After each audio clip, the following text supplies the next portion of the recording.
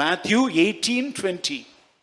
ஏனெனில் 2 பேராவது 3 பேராவது என் நாமத்தினாலே எங்கே கூடியிருக்கிறார்களோ அங்கே அவர்கள் நடுவிலே என்ன செய்கிறேன்?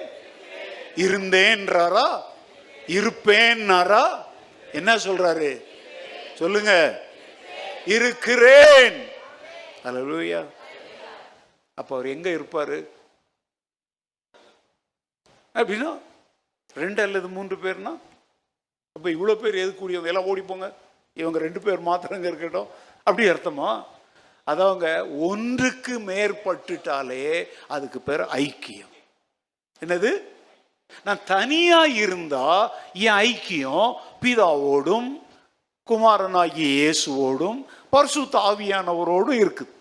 நீ தனியா ரூமை பூட்டிட்டு நான் கர்த்தர் கூட ஐக்கியமா இருக்கிறேன், அது எப்போ? நீ தனியா இருக்கும்போது.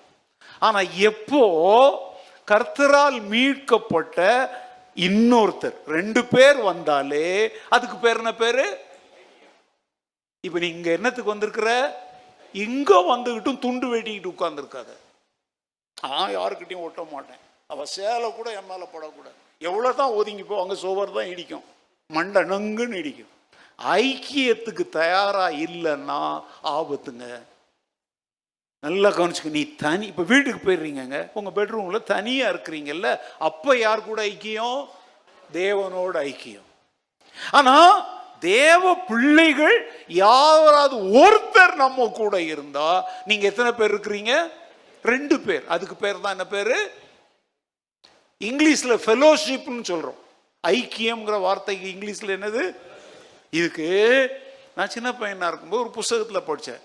2 fellows are in one ship that called fellowship.